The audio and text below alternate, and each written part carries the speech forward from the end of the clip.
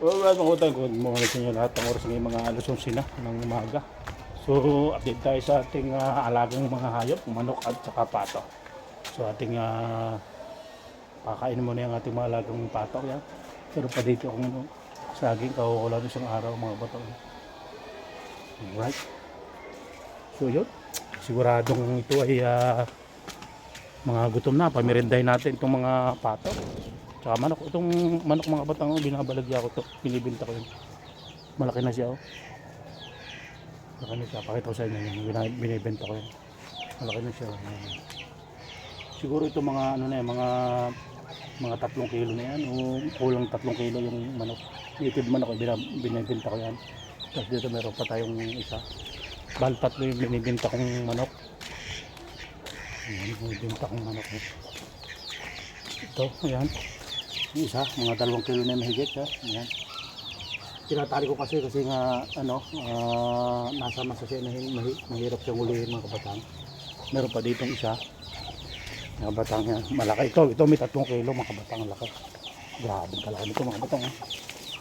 Uy, tago siya oh. Hindi sa kabila. Yan, tago siya. Yan. Nga may 3 kilo yung mga kabatang. 3 kilo yan, laki na. Bata pa yan oh. Pabago pala uslintahid. Yun ang kasarapang katayin mga kabatang, yung mga manok. So nagsunuro na itong mga pato. Yan, yan. Yan. So yun, nagsunuro na sa atin yung mga pato. Sa mga sisiw, yung mga batang mga sisiw. Yan mga sisiw, mga 12 yan. 12 sisiw yan mga batang. So yun, ang mga pato natin oh, yan. Yun. Ngayon mga kabatang yan, mirinday natin ng mga pato.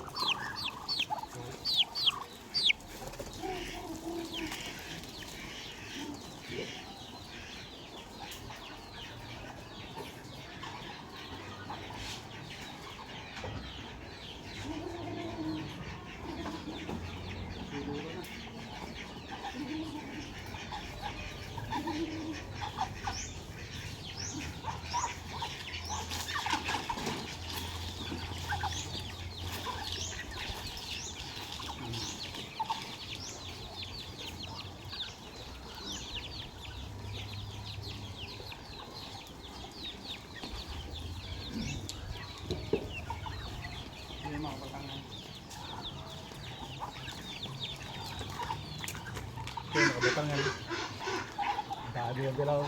Gusto ko nang maubos to kasi lang wala pang gano'n na bilo mga batang. Ganyan talaga pagka nag-aalaga ka ng pato mga batang na talaga. Hintay-hintay lang ano, yung mga magbibili. Pero ito kasarapan na yung mga batang na ibenta kasi nga mga bata pa siya, mga 9 months to 8 months yan. Hindi pa masyadong maganda karne yan mga kabatang. Kaya naman ganda ng ano yan, karne, ang lalaki na niya. So yun, tag-araw eh yan. Right. So yung mga kabatang, napakaano natin yung mga pato. Right. Ano, doon sila. Lalaki na. Mga sunod pa yung mga siso mga kabatang. May init nga masyado mga kabatang oh. Yan, kamerienda lang natin ng mais. So yung mga manok busog na yan. Nakain ko ng kanin. Yan, kanin, mais yan. So yun, right. Hanggang sa muli mga kabatang. Sa next video natin, right.